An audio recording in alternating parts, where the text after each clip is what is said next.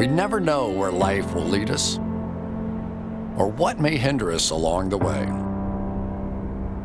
But while every day can feel like one big question mark, it doesn't have to.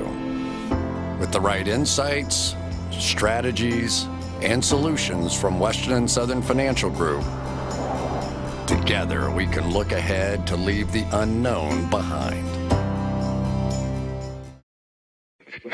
What's pro football focus doing? Last week they had Brady. This week they got Brady. We're literally doing it differently from everybody else. As a matter of fact, moving forward from this point on, I will not make reference to PFF. Do you not understand that they are that way because you're Joe Flacco? And you just like to discredit things that people deserve credit for. That you can't possibly be expected to defend that. Talk about the game, Sam. So who cares about what people think about us? Yeah, I like football season, and all the things that go with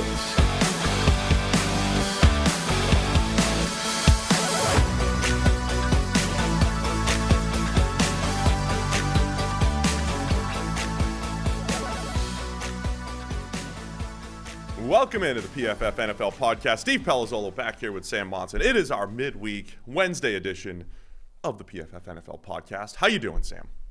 All right. A little bit, I was bringing the energy with that intro there. I'm trying to raise your level. Well, look, dealing with a cold. Scout got sick. Had to check. Got the test this morning. It's not COVID, so it's just, slight cold. The cold that's going around and look, everywhere. We're more than 6 feet apart anyway, so we're good. It's actually 3 now, so we've got plenty of room. Yeah, we're double the right. Plenty of room. But what's the cold social distancing rule? I would assume the same. On the basis that it's the same, Well, they spread differently, Yeah. Sometimes they spread differently. Anyway, let's get into great show today. This is slowly becoming my favorite show. Oh yeah, because it's open ended. We're not constrained by having to touch every game and all that stuff. Fewer constraints, and we get to talk about emails. We get to answer emails from our great listeners here. Yep, we get a bunch. We have a couple. The first one, they had a question as well, but frankly, we're not answering it. What I was curious about, this email. Oh, the first email. Like, we're answering a couple of questions from the emails. There was another email sent in that did have a long question attached to it that we're just not touching. But since it's related to the charity, I figure we can bring it up, right? So, charity update. There isn't really one. Going with Rick to the batting cages tonight. Take another swing at this. Yeah, I'm probably going to throw one more time, and then let's just find a good weather day next week and just do it. Okay. Let's just roll up to any field. I tried calling the y'alls. They're like pro teams. They're just not. It's not like somebody's sitting in the office right now in November. Oh, you couldn't even get anybody on the phone? Is that what you're saying? Yeah, there's nobody there. It's not like the players aren't there. It's not like they're not going to take the tarp off the mound for us. There's got to be somebody there with like the keys to the building. Yeah, but then if you mess up the mound and you have to be very mess up the mound. Yes, the mound maintenance is just mound maintenance. Get the hell out of here! What are you even saying? Pitching mound maintenance is science. Pitching mound maintenance. Absolutely. So if I go in there and I start digging it out and all that stuff, and they don't have their head grounds crew guy there, it's a mess, and it'll be a mess till the spring. There's no way this isn't like a prank. Pitching mound maintenance isn't a thing. Yes, you think it's just a mound of dirt. Yes, I do. You have to have the proper layer of clay. You have to tamp it down. It's got to be tight. Do you want that mound falling apart like a high school? Like that's what high school mounds do. That's how guys get hurt. This is ridiculous. That's my concern. Anyway, so we're gonna go just find a high school field to mess up. We're up to like $4,500. Head to my pinned tweet, PFF_Sam. You'll find it if you still want to donate money. It is for the Best Friends Animal. Then we'll get into the next one. Animal Society, I think. It's on the other side. No. Best Friends Animal Society. They help prevent pets being destroyed. Anyway, the reason the email is connected to it, let me find this guy's name. So, Andrew Dane. As I say, sent a long email, the question of which we're not going to touch on. But he finished it with, P.S. Steve, please work the inside of the strike zone. The hell does that mean? Throw it closer to you. Oh. Yeah, that's what he wants me to do. Okay. Brush you off the plate. Took me many years in my life to realize how to control the tail on my fastball. that if I actually throw it down the middle, it's going to end up on the inside of the strike zone. If I try to hit the inside of the strike zone, it's probably going to hit the batter. It took me some years to really master that. So hopefully I've still got that feel. I mean, I don't know where the strike zone is or where I should be standing. Over the plate. Right, yeah, but I'm not, like, I have no appreciation for where I should be standing in relation to the plate. So, like, the concept that whatever the regular strike zone is that people are aiming for, connecting with the batsman, like, I'm not going to be there. My suggestion is watch some Barry Bonds film. Don't do what he does. He's on top of the plate. Got it. He's really close. I'm not going to do either of those things. I was just taking a sip. We're going to talk Monday Night Football. We're going to preview Thursday Night Football. We're going to answer those emails. Let's. What else we got to get into here? We got our charity update. You want to talk Monday Night Football? Sure. So, Steelers win. Yeah. What a game against the Bears. Yeah. Started out a little slow, and then it got hot in the end. Back and forth, craziness, muffed punts, and the whole thing. Yeah, and Justin Fields is God now again after this week. Yeah. He was awesome.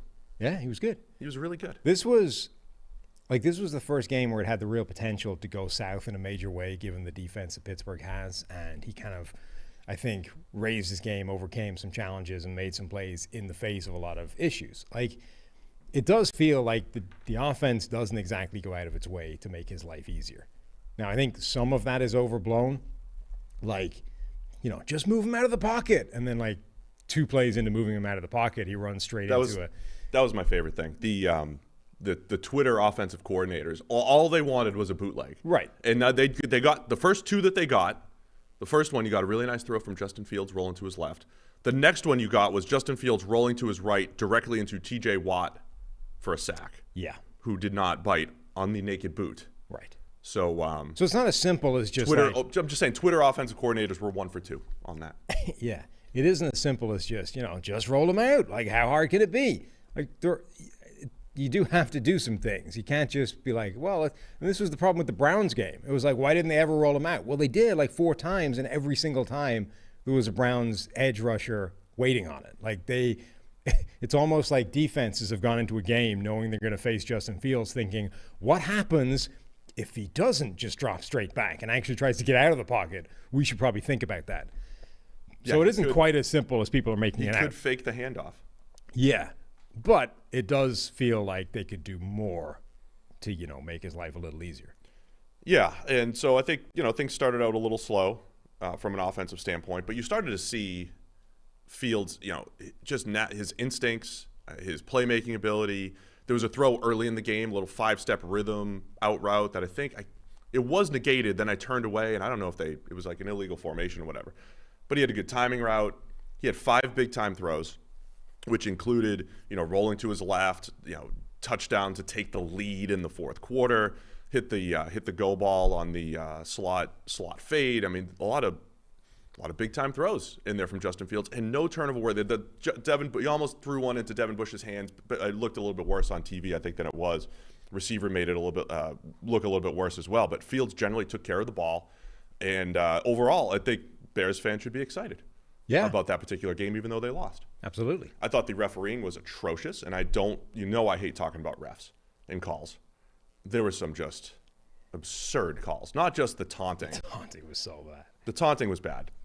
But even just like a Jalen Johnson hand fight that got called for a 30-yard pass interference. 30 yards. My problem, look, refs are going to miss calls. My problem is it's a 30-yard missed call. It is 30 yards. And then you've got Big Ben, his internal hourglass goes off. He gets sacked in the pocket after like 5 seconds. Big stop by the Bears. And then all of a sudden, personal foul, taunting. Are you kidding me? It was just the impact of those calls on this game, in this particular game, were just incredible. And they were horrible. The Cassius Marsh taunting call was absurd. I mean, are we going to get fined? Do we get fined if we talk badly about the refs? No. We can't, right? No, we're good. Okay, good. Like, he gets up, makes a play, literally just looks at the opposition sideline, looks at the Steelers sideline, and then jogs away. That's all that happened. You couldn't have interpreted it as the official as, oh, look, he maybe aiming at the sideline, but also there's a player between him and the sideline. Like maybe he's aiming it at that player, and that is illegal, so we're flagging it, right? You couldn't have even made that misrepresentation. It was obvious he's just looking at the sideline, and he's looking like he's looking away from you. So in order for you to flag that, you have to have made the determination that based off something I cannot see, I've decided he's done that. Are you allowed to taunt an entire sideline? Is that part of the rules, or is it just you I'm can't sure get that's into a flag as well. But my face? point is, you literally can't see what he's doing. All you can see is he is facing the sideline. So in order for you to throw that flag, you have to make the determination that based off something you cannot see, he's doing something that you think he's doing. It's ridiculous. Like you literally cannot make that determination from where you're standing. It's just physically impossible. Like that is. He was just staring at the team that released him. That is a classic example of a guy that just wanted to throw a flag and decided that he knew better than what the actual facts are present. Like in that particular situation, it's ridiculous. Look, sometimes flags determine the game, and they're warranted. There are certain times that they're warranted. In this particular game, it just felt like all of them were sketchy, and they had just a massive impact on the actual football game. All of them except all the like blatantly ridiculous offsides calls, where for some reason the Bears couldn't bad. stop lining up in the neutral zone. That was horrible. That was Robert Quinn and other Bears. It was Quinn at least twice, right? Yeah.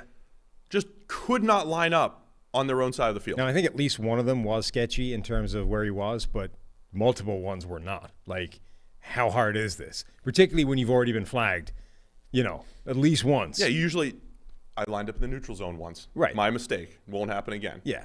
Like, and a lot of these guys kind of push the boundary because it's not going to get called. But the second it gets called, okay, now we need to make some adjustments. Apparently they're not just going to let this go all game, so I'm going to back off. No, they just kept doing it. Yeah, man, it was odd. Pittsburgh, new star there, Pat Freiermuth, red zone weapon, 4 touchdowns over the last 2 weeks. I was joking early in the game that the Steelers' best offense is still chucking it up to Chase Claypool. They only did that once for a 26-yarder, but we're going to answer a Big Ben-related question later in the show. I don't think Ben is playing great at all, but there are times he's just getting it to his playmakers to make plays, right? There are times he's getting the ball up in the air. This is my compliment for Big Ben. He's throwing the ball up in the air for Pat Freiermuth to go up and catch it, or for Chase Claypool to go up and catch it. I don't even know if they're great throws necessarily. They're not necessarily up and away from coverage or anything like that, but those guys are winning at the catch point. And I think the Steelers are benefiting from having a good group of playmakers like Claypool, like Deontay Johnson, and the rookie Freiermuth. And I think that's essentially how the Steelers move the ball. It felt like they had like about 15 third and ones where they just, ran duo right directly up the middle, and half of them worked and half of them didn't. And still a rough-looking offense in Pittsburgh, even though they're winning football games now and they're 5-3. Well, it was that and the aesthetic beauty of Ben Roethlisberger on a 2-yard zone read play. I mean, how can you not appreciate that beauty? It still boggles my mind that he can't or won't or whatever. They can't run a QB sneak. You can't run a QB sneak. It's not even how hard could it be. To me, that's just an effort thing. That in almost 20 years of football, you haven't mastered a QB sneak or the couple variations of the sneak that you need at his size. I mean, I'm just blown away at the idea that they ran a keeper instead. That a dude that moves currently the way he does was given the option to pull the ball and try and pick up 2 yards in space against defenders. You got about 1.5. Yeah, I mean, I think the logic was a little bit like, it's supposed to take like 3/4 of a mile to stop an oil tanker once it's moving. Like, you can't just throw on the brakes. Those things don't just stop. He'll just automatically fall forward beyond the sticks. It's like once he's moving, it's going to take a couple of yards to stop him. Yeah, it took him 7 yards to get moving. From the backfield to the line of scrimmage, it took him a while to actually get there. I didn't say the logic was flawless. Oh, okay. That's obviously the downside of that logic is, yes, once he's moving, it might take him a couple of yards to stop. On the other hand, it might take him a week and a half to start moving. So, there's 2 sides to this coin. Baseball analogy coming up. Of course. As you know, left-handed pitchers, it's tough to steal on left-handed pitchers because they're facing the runner. Right, they can see. Right? Yeah. They can see him. So they're facing the runner at first base.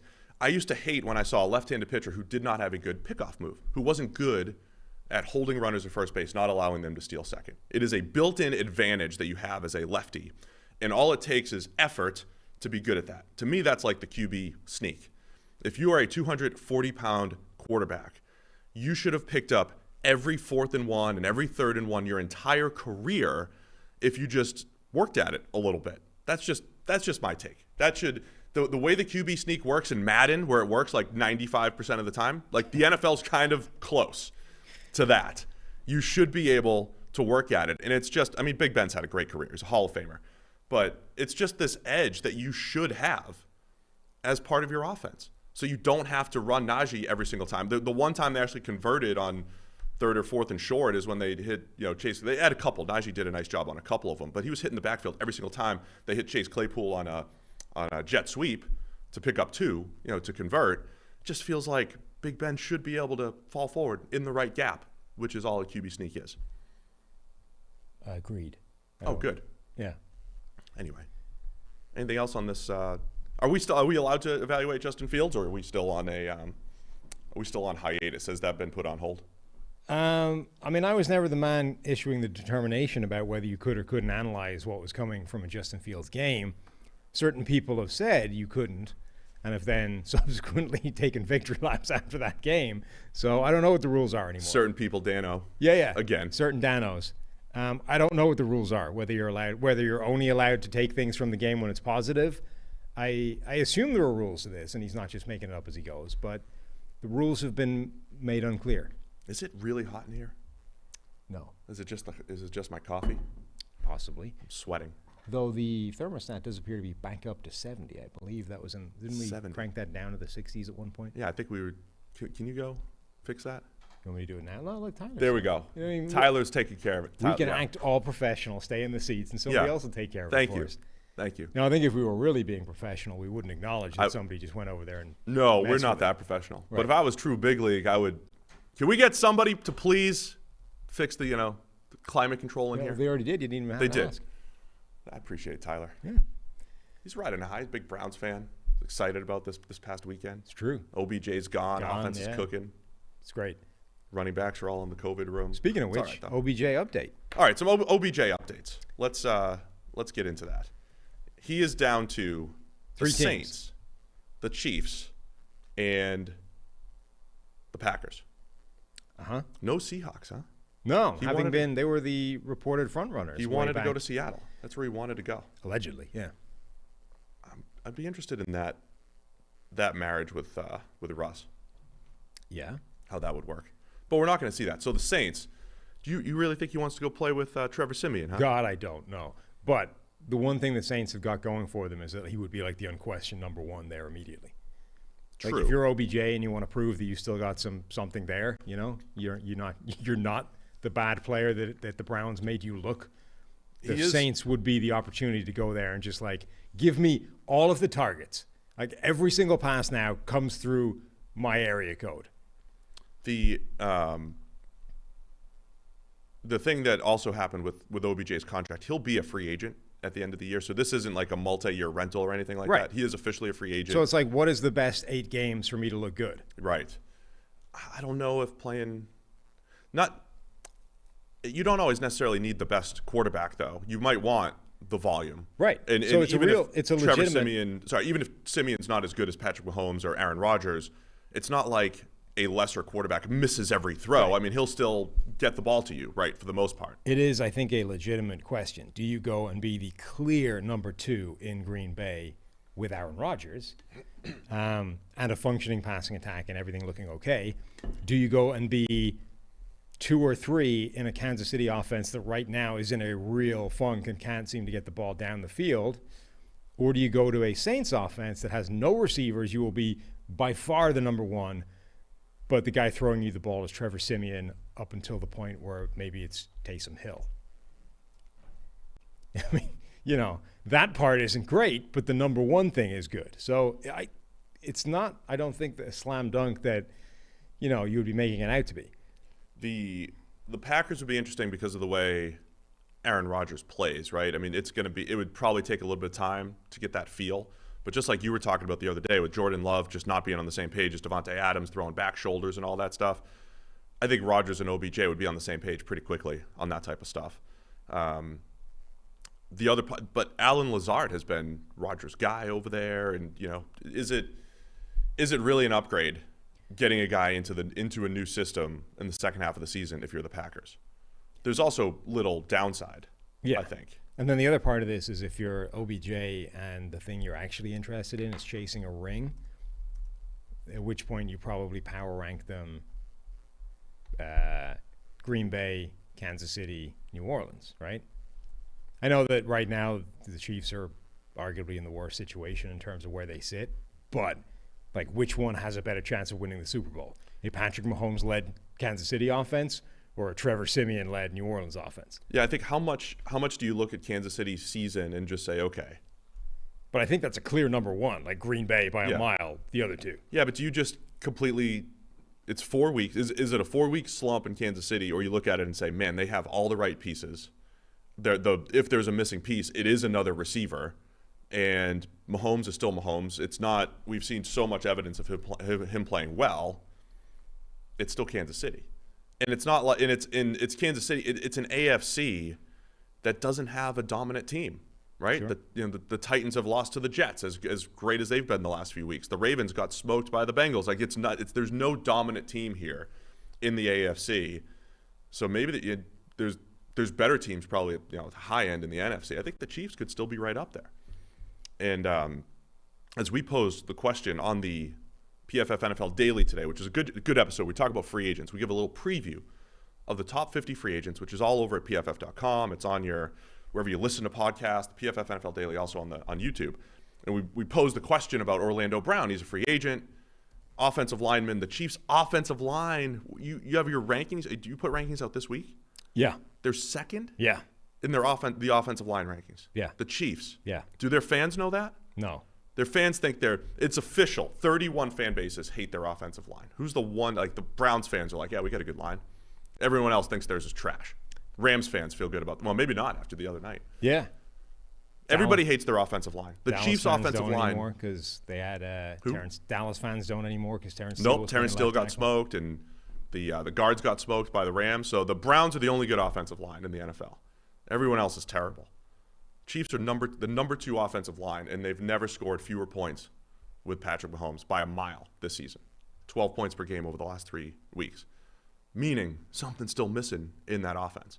OBJ is more of a missing piece for the Chiefs offense than he's a missing piece for the Packers or for the Saints. Yeah. In my opinion. Even though he's a number 1 with New Orleans. I think he has the potential to be. I think those are 3 interesting teams to narrow them down to. If I was him, and I mean, it depends on your motivations. If you're ring chasing, Green Bay is the team to go to.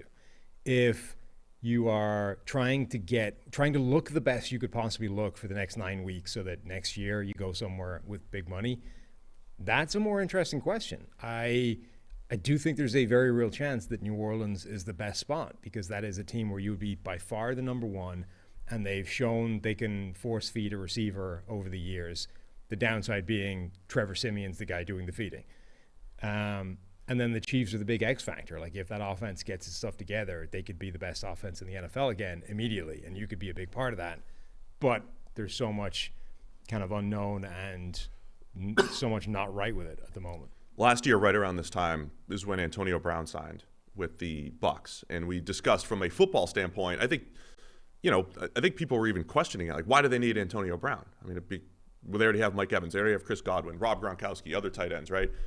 And it was just because it's tough to cover all those guys. It is really difficult to cover all those guys, and you had insurance, right? Mike Evans was in and out of the lineup with injury. He was battling through injuries last year.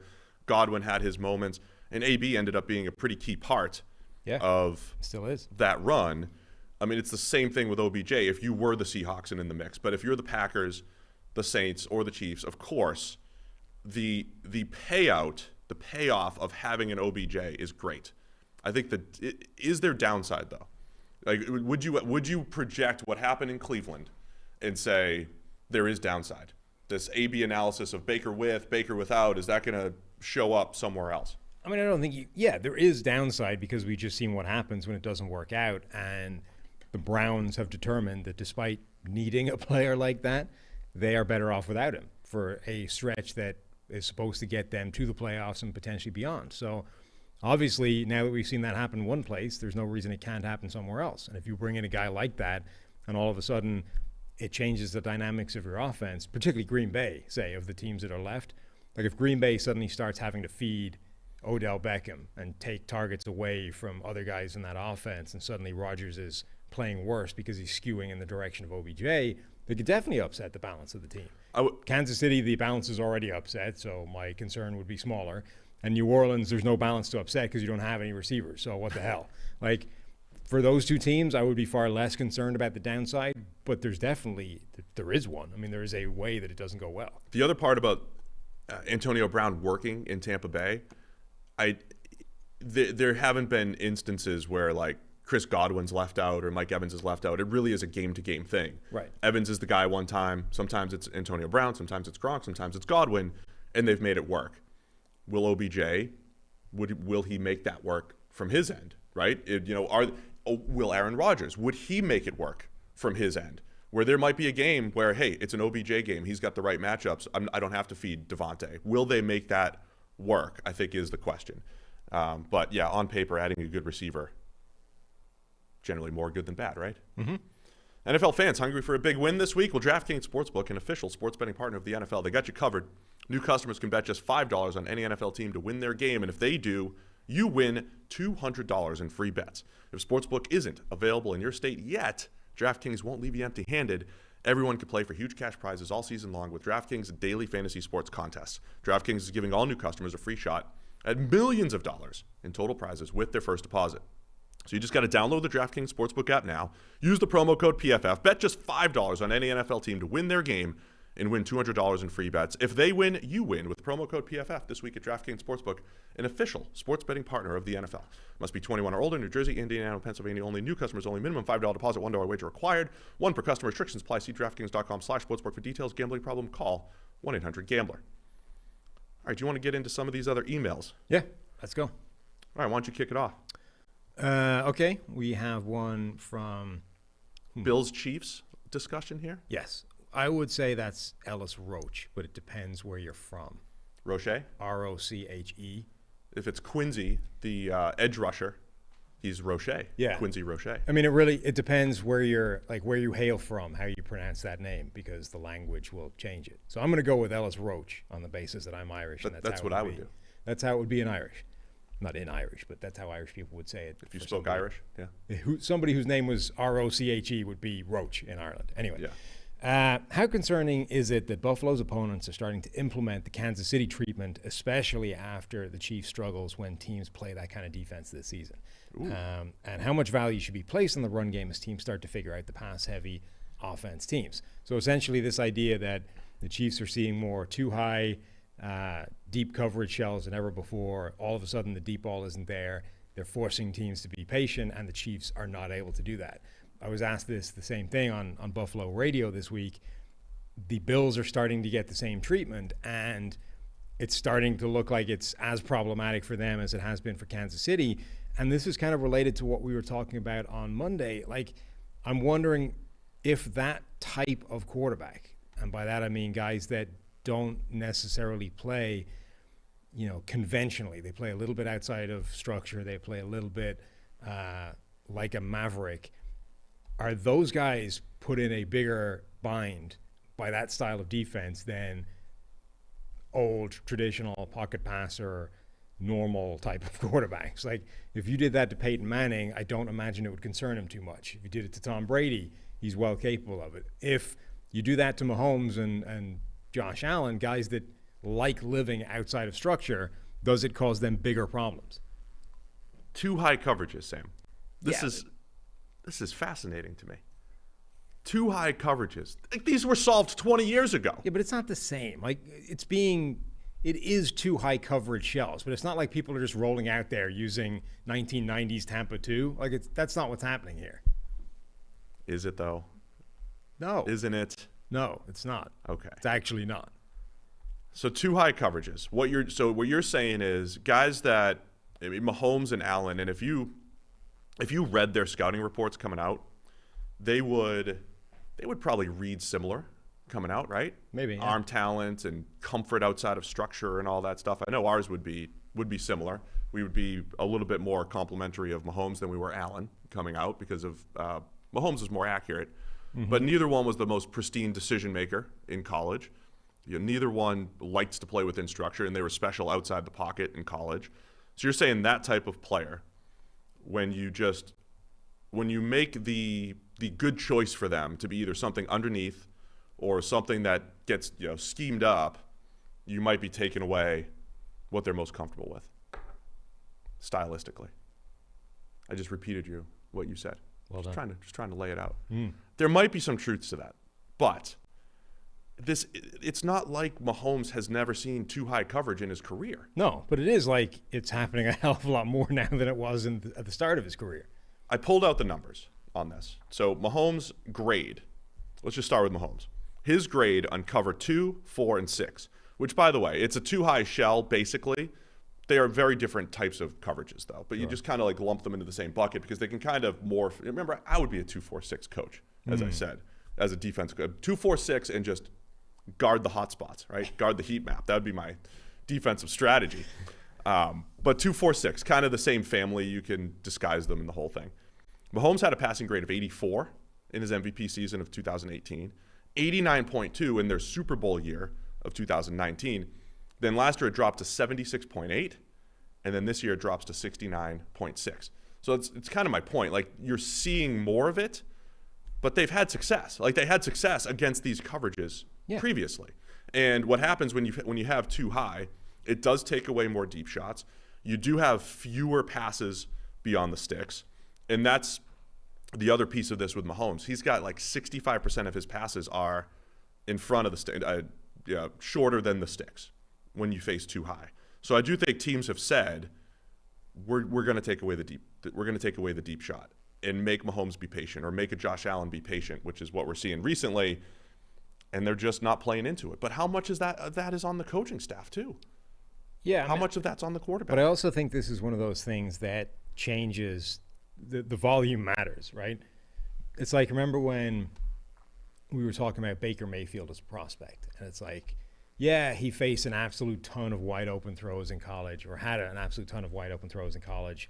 But when you look at just the ones that were tightly covered, his grade was really good and his accuracy was really good. So you're like, well, I'm sure he'll be great at the next level. But the question is, like, what happens when you scale that up? So suddenly he's facing just a hell of a lot more of tight coverage and tighter window throws. Does the fact that he's just facing so much more of them change his relationship to those plays? I think the same thing is true with this. Like, of course, they faced cover 2, 4, 6 in the past, and with everything else, they carved it up. They were carving up everything.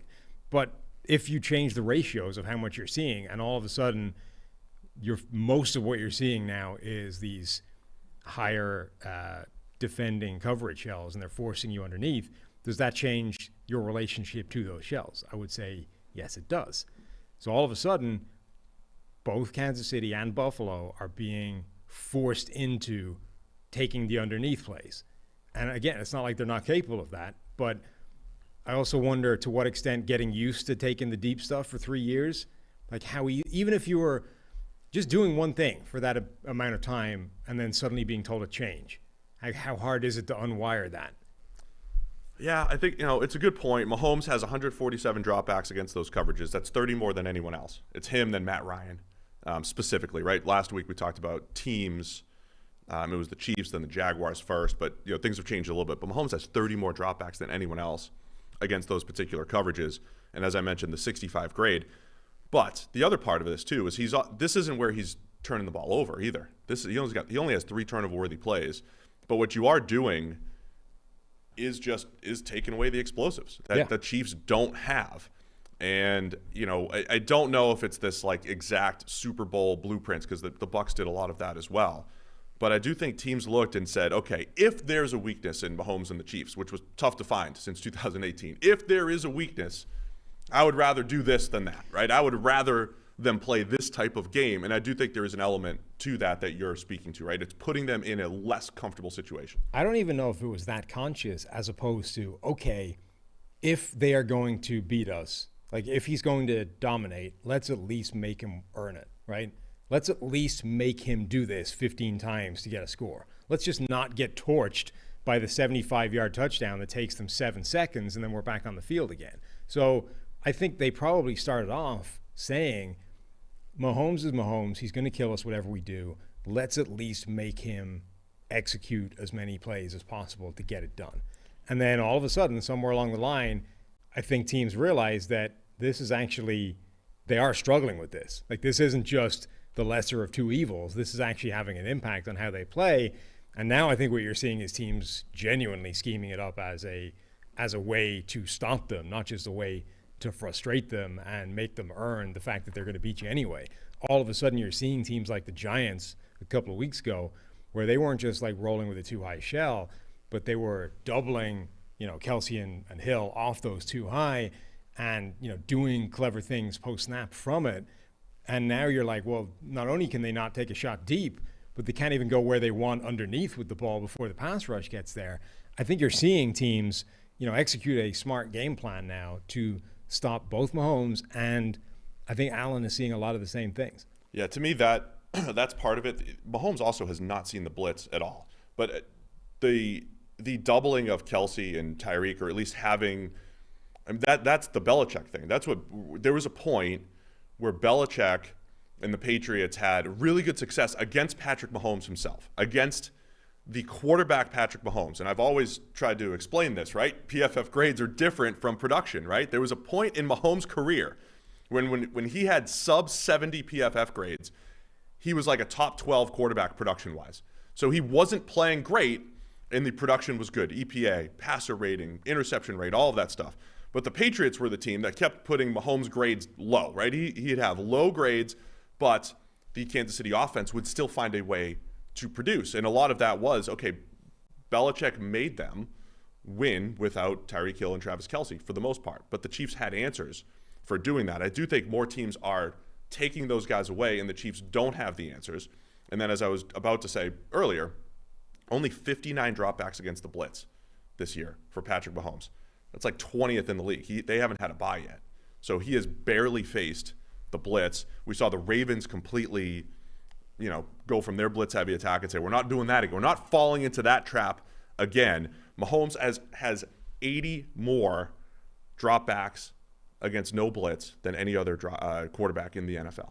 So how are they going to adjust? And by the way, the Josh Allen factor, just to throw him in there too, because we talked about both, there was a point early in his career where cover two was generally a problem because he doesn't like doing that. Like, he doesn't want to sit there and pick apart a zone over and over again. I genuinely think that there is a group of quarterbacks that do not like playing the game that way and will get frustrated and start to make errors, catastrophic errors, if you force them to do that for an entire game. And I think, there were quarterbacks in the past that didn't. If you made them do that, they might not like it, but they would do it. That's the best way of winning against that particular defense. They'll take it every single time. I honestly wonder if the quarterbacks that skew in that direction of play in terms of running around, doing crazy things, all the things that you were never supposed to do as a quarterback, I wonder if that group of quarterbacks is more prone to mistakes when you force them to be patient and, do things the kind of conservative, ugly, frustrating way, because that's the way it's looking right now. Yeah, Allen's got a 70 passing grade against cover two, which is below where he is this season, below where he's been these last couple of years. And that's actually his first 2 years he was really bad against cover two. He was better last year. He had been getting better, but I think there's something to this point. So how do they adjust? Like, what do you do when you have a guy? Well, you can't make them stop taking away the deep stuff. Like, the only way to make them do that is to become efficient enough with the underneath stuff that's no longer the winning plan either. Yeah, but you again, literally have to do the thing that they want you to do and do it well enough that they're changing it. That's the problem.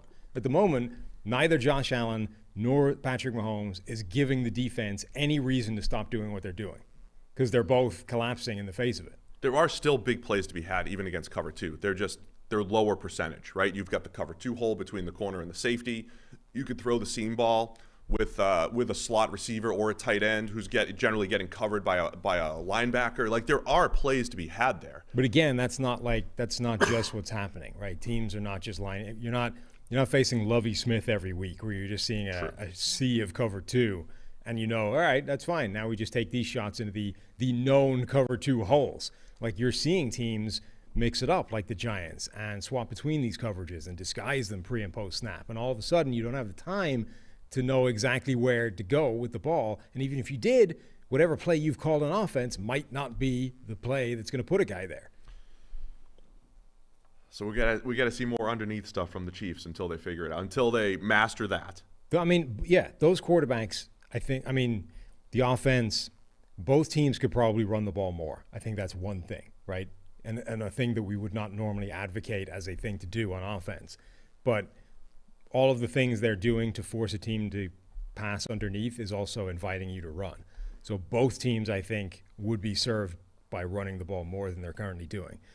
But both quarterbacks need to start being more patient and take the underneath stuff over and over and over again until it bores you out of your mind, but it's working, and the defense suddenly starts to try and take that away. Once they do that, your deep ball comes back. It's two slightly different offenses, too. The Chiefs, if you're sitting here halfway through the season and saying, what did the Chiefs do well offensively? It's their offensive line. It is the number 2 ranked offensive line. It's the second best or the best run blocking offensive line. It's right up there. And from a pass blocking standpoint, they've been fantastic. So, especially in recent weeks. So if you are the Chiefs and teams are inviting you to run, you kind of have that advantage with the way you're run blocking right now to at least create 4, 5, 6 yards per carry. You have 5 and 6 yards per carry available to you if you're the Chiefs. And that's where the run game starts to become efficient. If you do combine that with the underneath passing game, then you could start to open things up for Tyreek and Kelsey. I think for the Bills, the slight difference is their offensive line, from a pass pro standpoint, they're kind of hit or miss. They had a rough week last week against the Jaguars, or at least in certain spots. That the quick passing game is going to help protect the line a little bit too if Allen can continue, can play that patient game and hit the underneath stuff. I just think the offensive coordinators too, Brian Daboll, Eric Bieniemy, and Andy Reid, however we structure the way we talk about the Kansas City offense, they have to be better too. I mean, they have to say, look, this is what we're facing.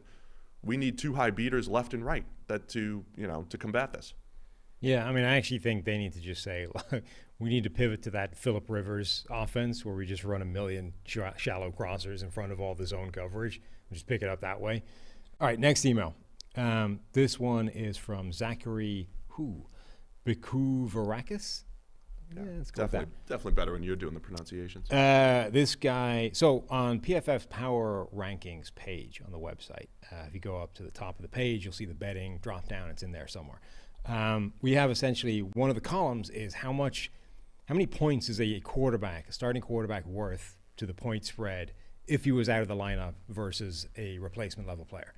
So you can see, when Rodgers goes down, the line moves by like 7.5 or whatever to Jordan Love. That's how much Rodgers is worth, essentially. So this guy was looking at all the lower-rated quarterbacks, 1 point and below relative to a replacement-level player. So it's Tyrod Taylor, Taylor Heineke, Sam Darnold, Jared Goff, Jacoby Brissett, Jordan Love, Colt McCoy last week, Big Ben, Mike White, Trevor Siemian, who, by the way, are both replacement-level players according to those numbers. So this guy was essentially saying if you need to choose one of those quarterbacks to lead a game-winning drive late on, it would be Big Ben, right? If nothing else, he's got the experience. He knows the types of coverage, knows how to coach, manage tight ends, wide receivers, deal with that kind of whole thing in the moment. I guess his question is there a hole in analytics that can't account for that experience, those intangibles, the game management thing? And does that mean that kind of whole point spread stuff is just off, right? It's a good question. That email, by the way, has been edited for brevity, shall we say. Okay. That's good summation. But I think I'm doing it justice. I would say I don't think there's a hole in analytics. The question is very pointed because the question was who would you rather take in a game-winning drive, which is 2 minutes out of 58 minutes of football. So analytics is looking at the 60-minute football game and saying, based off all this data that we have, these are the worst quarterbacks, right, as far as the point spread goes. And Big Ben happens to be in that mix over these last 2 years. That's how he's played football. He's been, I'm just looking at the last 2 years of football. Last 2 years, Big Ben is in the 12th percentile in PFF clean pocket grade. He's 13th in grade throwing at or beyond the sticks. He is below average in everything. However, I agree with the premise or the conclusion that came out of this, which was like, yeah, I'd rather Big Ben than Colt McCoy or Sam Darnold and all that stuff. I have a reason for that, but I'll let you answer what's your take on that? No, I mean, I think that was a good answer. That yes, in that specific situation, Ben Roethlisberger is probably the best of those quarterbacks and the guy that you would choose and think has the highest percentage of executing that drive and winning the game, which is ultimately the point in all this, right? To win. So yeah, in that situation, Ben Roethlisberger is the best, but that's a very small situation. What about the rest of the game? Right. It reminds me a little bit of that, how much credit that Andrew Luck used to get for putting out the fire that he started in the first place right. for the Throw first 3 pick quarters. 6 and the whole thing. Right. Yeah. It's like, yes, Ben Roethlisberger may well get you out of that situation, but like how much of the reason you're in that situation in the first place was because of the play of Ben Roethlisberger in the first 3 quarters or the first, 58 minutes of the game. And that, I think, is the point, is that overall, with those incredibly low percentiles, he's been bad. Like, not just, declining, not what he once was, no longer elite, like actively bad. And, you might be able to turn that off for a specific situation where you rely a bit more on sort of knowing, just knowing the nuances of a 2-minute drive and where to go with the ball and where, like, how best to deal with that. But how many of these in any random situation, how many of those quarterbacks are further ahead in the game relative to where they would be than Roethlisberger was because they played better? Yeah, with Big Ben, the reason why I would take him is not necessarily the experience or anything like that. It's when he was at his best and at his peak, he was a value-add quarterback. He was on the higher end of adding positives, right? Again, I'm using the fact that we grade every player on every play, positive grades, negative grades. In a 2-minute situation, the can-do quarterbacks, that's where they have value. That's why Matthew Stafford has a lot of comebacks in his career. A can-do quarterback where, like, missing throws at that point is probably less detrimental because you're already more likely to lose. The value there is the can-do stuff, making plays, adding positives, whereas like an Alex Smith or a Teddy Bridgewater, the more conservative quarterbacks, generally don't perform as well in comeback situations. Eli Manning had that knack for leading comebacks because, he didn't grade well overall throughout his career because he missed a lot of throws. He had a lot of turnover-worthy throws. But if you throw a turnover-worthy play late in the game, it's like, okay, it's just like a miss pretty much. Like if you miss throws or you throw it to the linebacker, the game's over. But if you hit a deep shot or you have a big-time throw here and there, which Eli was always capable of, which I think Ben, even in his age here, has this aggressiveness in him that doesn't show up for most of the game because they realize, I don't really want you throwing the ball down the field 40 times a game, right? But at the end, can Ben, turn back the clock and chuck it down the field and give his guys some opportunities? I think so. So I think that the quarterbacks who can add value, high positively graded throws, have that aggressiveness, are better in late game situations. I mean, I think it's more that those 2-minute drives are so situationally driven, and just understanding what play you need in what particular situation with the down and distance, what it currently is, and with the time on the clock. Like, the Browns have had a couple of those drives this season, and it's like they've never experienced that situation in their lives before. Nobody had any earthly idea what they should be doing, and they consequently got like 4 plays in, and the drive was already over. Like, they had no shot of executing it from the way they managed those first 4 plays. Versus even against Chicago, you see Roethlisberger happy to take a check down to Najee Harris quickly, just get it moving, start the drive, get the chains moving. Like, let's just get this thing taken over. And then as long as we're all hurrying up and we all get this thing moving as quickly as we can just start picking off some of these plays. I think when you look at the great quarterbacks and the way they execute these drives, it's so much more methodical, I think, than people give it credit for.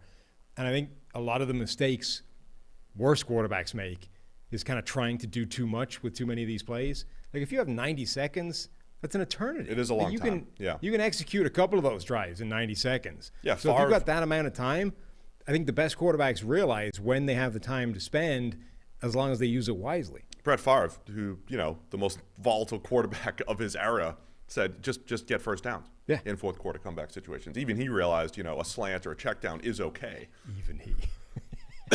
Unless he's throwing it back across his body. Trying to not cough here on the... How's it going? Not well. No? Not well. Yeah, we still don't have cough buttons. Nope, not at all. Not a one to be seen. It was a good question, though. It was. I think, let me just wrap it up with this, though, too. I do think there's a high-level view of how to look at quarterbacks and all that stuff, but there are styles within the way quarterbacks get there that, again, I'm not afraid of Big Ben in a comeback situation. I don't really want him as my quarterback right now. I think it's really tough for him to put a full game together.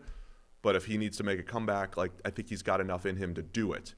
So I could still say he's a below-average quarterback, but I could have as much confidence in him leading a comeback as maybe Stafford or another quarterback who's playing better right now. Last email I wanted to touch on. Oh, there is another one. Just one quick one. We don't even need to talk about this. I just think it's worth reading. Mike Kozmowski, I believe, said, forget the ginger talent theory.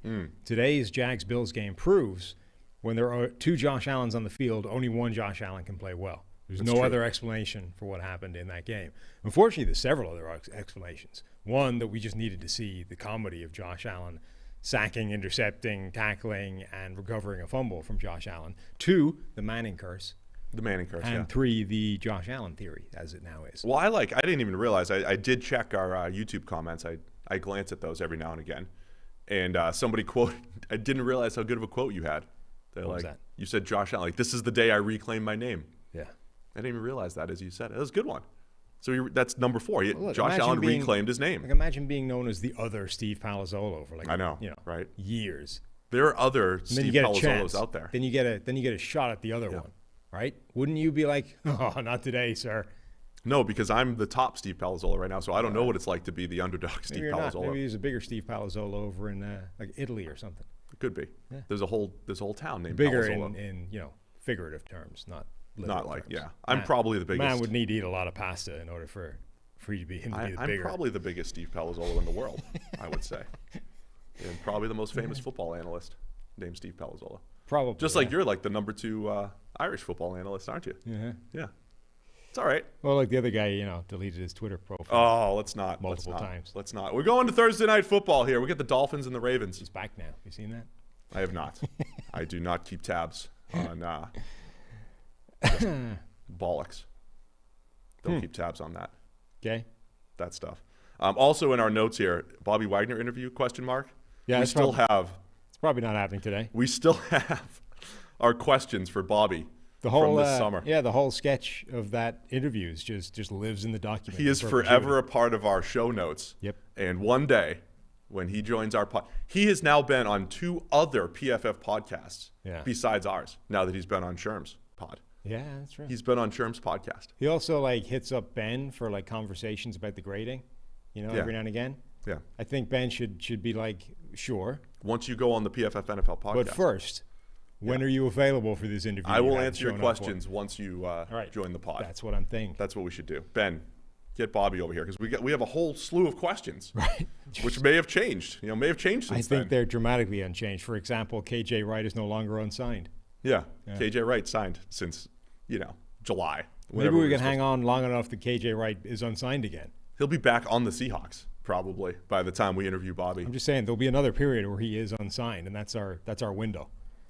All right, let's preview Thursday Night Football as we've been doing here on Wednesday nights. We've got the Ravens and the Dolphins, and Dolphins coming off a big win against the Texans. Yeah, they have a shot here against the Ravens. I mean, every time I say no shot whatsoever, I always ends up going that way. Pose that for you. So I would say no, but stranger things have happened, Steve. In fact, stranger things have happened in the last week. The Ravens played an overtime game on Sunday. Yeah. Almost, and would they play 8 minutes in overtime, 8 or 9 minutes? Yeah. So, almost a full extra quarter. Think that has a factor in the short week here? I mean, it can't have helped, but I doubt it's enough to make the difference between the Baltimore Ravens and the Miami Dolphins. Tua is still going to be questionable with the finger injury. So you rooting for Jacoby again? Always rooting for Jacoby. Is there a point where the Dolphins just they should have been better? We expected some regression, but maybe not this much, especially defensively. And they've just struggled on the back end more than we had expected, given all of the investment back there. Yeah. And what they were doing. And maybe there was just so much reliance on turnovers that it was impossible for Xavier Howard to have 10 interceptions this year. We just knew that coming in. But is there a point where the Dolphins can just turn this thing around and play better on the back end? Because to me, it's their biggest issue this season. They can certainly play better than they've been playing. Like Xavier Howard has a 52 coverage grade. Byron Jones is 61. They have a lot of players that you would expect better things of playing badly. Now, then you also have some ones where we don't know that they can play better.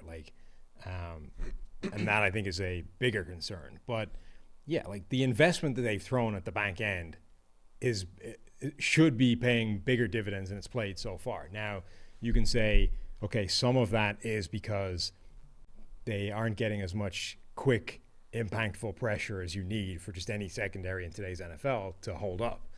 And some of it is that they were relying a lot on turnovers last year. They don't have a great pass rush, but Xavier Howard's allowed 7 touchdowns this year. That he can do better than that. Yes, and then that was we've talked about Trevon Diggs having that level of volatility, and Marcus Peters through the years. Xavier Howard's always been that guy, right? And even when we were evaluating coming out of college, there are times where he looked like Richard Sherman. There were times where he just got smoked, and I think his NFL career has been that as well. Last year he was fantastic because he got his hands on the ball 10 times. Would it surprise you, looking at premium stats and just the defensive grades for the Dolphins, their top 5 grades are all defensive linemen. I mean, it's like bizarro world for the Dolphins. That's not to say that they're dominant rushing the passer. Most of these guys are grading well against the run, but we're talking about Emmanuel Ogbah as their highest graded player. He's hitting free agency and just starting to go from kind of like an average to above average player the last couple of years. Zach Seiler, Christian Wilkins, Brennan Scarlett in limited time, and John Jenkins in only his 5 games. But those are the 5 highest grades for the Dolphins. And the D-line was supposed to be their weakness, and the secondary was supposed to be their strength. It is like bizarro world in Miami, the way their defense is played.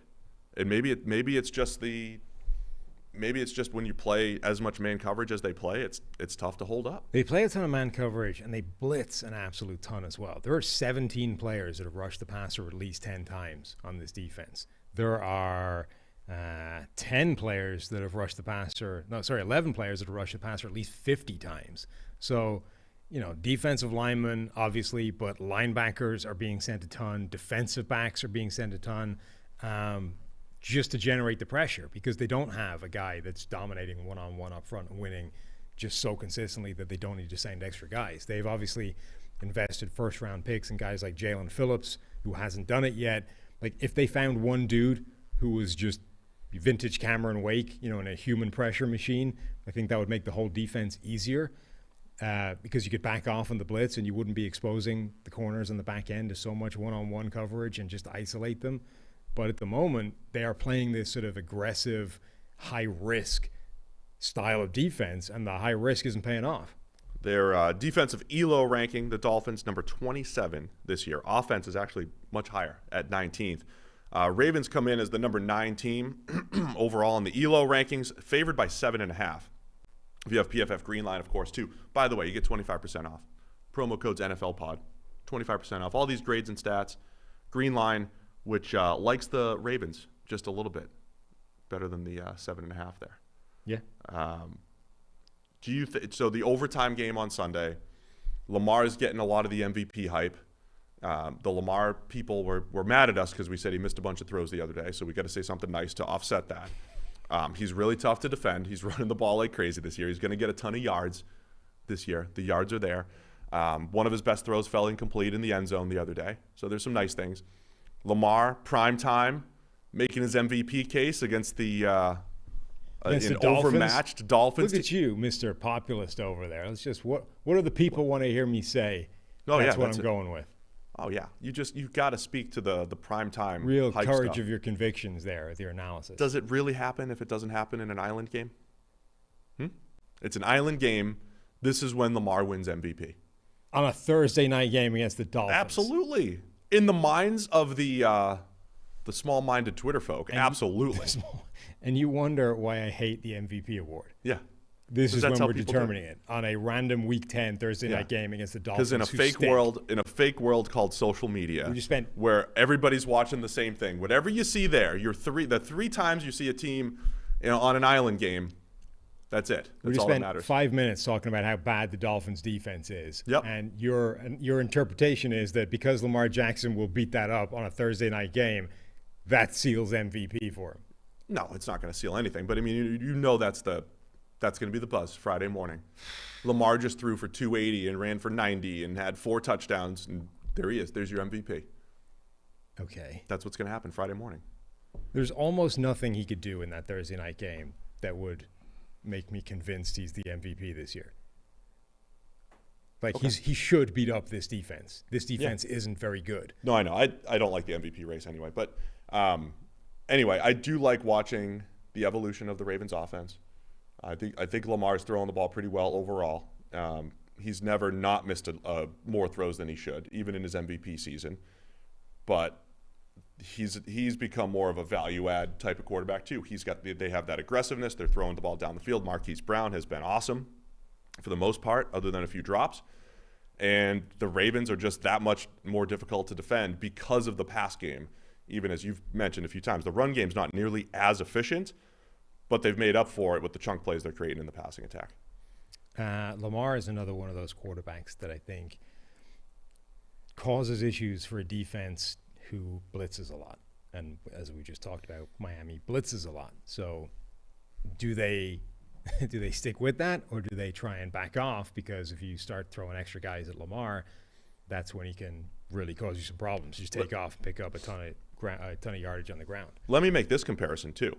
The discussion we had earlier about Mahomes and Josh Allen and that the type of quarterback that likes to scramble around, make plays outside of structure, I still don't believe that's Lamar, right? Lamar is not that guy. Doesn't like to do that at all. Yeah, so if you choose... but doesn't like it. Right. So if you choose to just sit in zone like the Colts did on Monday Night Football, Lamar had like 6 incompletions, 37 for 43 or whatever he was. He is more willing to sit in the pocket and be patient and pick you apart and read it out than a Josh Allen or than a Patrick Mahomes. So there isn't really a great blueprint for stopping Lamar. There's not, because you want to keep him in the pocket, because if he does break the pocket, he has that knack for finding 10 yards when there really should only be 1 or 2 there, right? He's going to beat angles and all that stuff. So you'd rather have him stay in the pocket. You just kind of like hope he misses some throws, because again, his accuracy is still not pristine, but he completes a high percentage of passes. He gets them there. He's a classic example of a guy where it's problematic because the game plan to beat him is also the riskiest thing to do.